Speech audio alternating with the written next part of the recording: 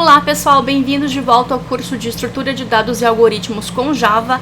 Eu sou a Loiane, essa é a aula de número 6 e hoje nós vamos continuar o assunto sobre vetores e arrays e nós vamos aprender como verificar se um elemento existe no vetor.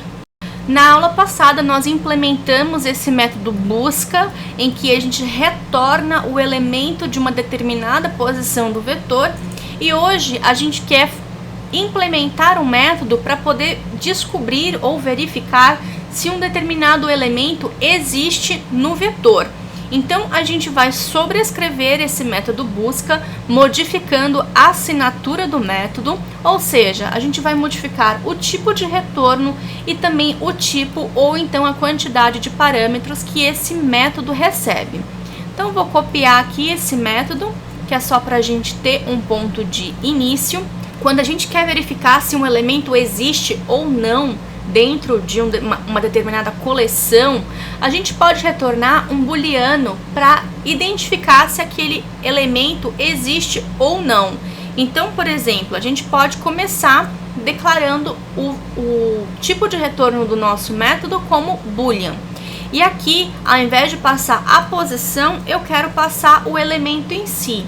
Como o vetor de elementos que nós estamos trabalhando é do tipo string, então esse método vai receber uma string elemento.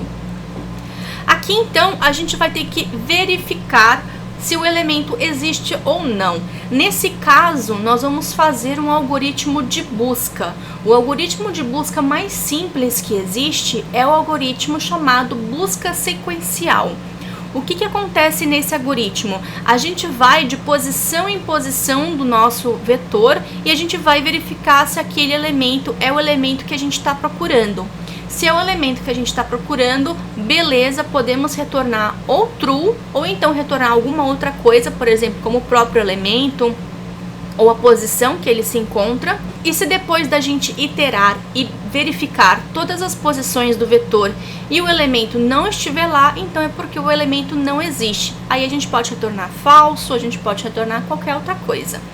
Então, para iniciar, a gente vai iterar o nosso vetor. Então, iniciando a posição 0. E aqui a gente vai só até o tamanho do vetor, porque a gente sabe que apesar do vetor ter uma capacidade para mais elementos, a gente só está trabalhando com o tamanho real do vetor. Então a gente itera o vetor e a gente vai começar a fazer a comparação. Se a posição do vetor, que é elementos i, for igual ao elemento que a gente está procurando, nesse caso, lembrando que como a string é um objeto, a gente não pode utilizar o comparador de igual no Java. A gente precisa utilizar o método equals. Como é string, a gente tem duas opções. A gente tem o método equals ou o método equals ignore case. O equals ignore case, ele não vai levar em consideração se a letra maiúscula ou minúscula. Para o nosso caso aqui, eu vou utilizar o equals mesmo. E aqui eu passo o elemento que foi passado como parâmetro para o nosso método. Se o elemento que a gente está verificando na determinada posição i é igual ao elemento que a gente está passando para o nosso método que a gente está buscando, a gente pode retornar então true, retornando true para a execução do algoritmo e ele já retorna. No final, se a gente iterar todas as posições possíveis do nosso vetor e o elemento não existir, a gente simplesmente retorna falso. O nosso método está pronto, porém, existe uma maneira um pouquinho mais elegante da gente fazer isso daqui ao invés de retornar true ou false, que é retornando a própria posição do vetor. Então aqui, por exemplo, ao invés de retornar true, eu vou retornar o i, que é a posição que eu encontrei esse elemento. E ao invés de retornar falso, quando o elemento não existir, eu vou retornar -1. -1 é uma posição que não existe dentro do nosso vetor. Se na hora da gente utilizar esse algoritmo o retorno for -1, a gente pode mostrar para o usuário que aquela posição não existe. Vamos vir aqui e vamos fazer um teste. Então, vou colocar aqui aula 6 dentro do pacote teste com Public Static Void Main. E a gente vai pegar aqui alguns elementos. Vou copiar o que a gente fez na aula passada, só para já ter alguma coisa pra gente.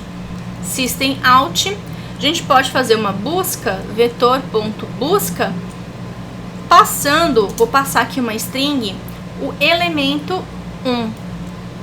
Aqui ele vai ter que retornar a posição 0, porque a gente sabe que esse elemento existe.